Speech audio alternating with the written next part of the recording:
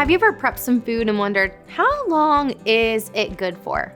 In this video, we're going to talk about how long food that you're prepping is good for and the produce that you are buying. After prepping the food, we want to put it in an airtight container and go ahead and start storing it within 2 hours.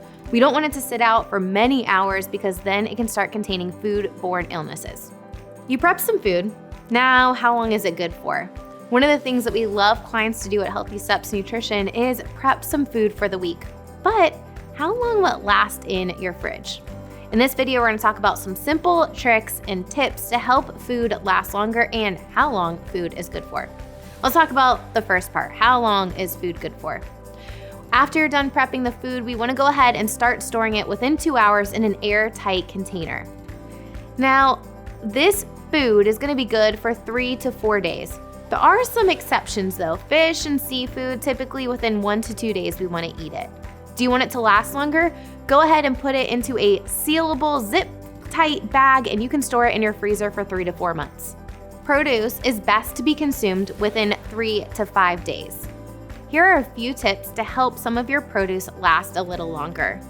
For herbs, go ahead and untie them, wrap them in a paper towel, put it in the fridge.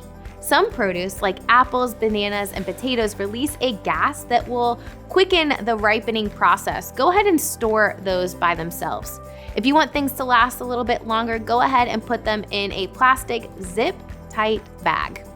If you want things to ripen faster, leave it on the counter. If you want it to go a little bit slower, put it in the fridge.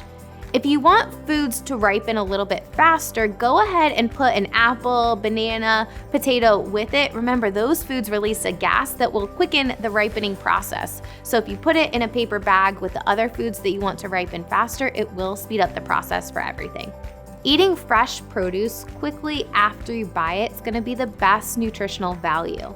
Having that fresh produce is going to give us vitamins, minerals, fiber. The longer it sits, the nutritional value starts to break down.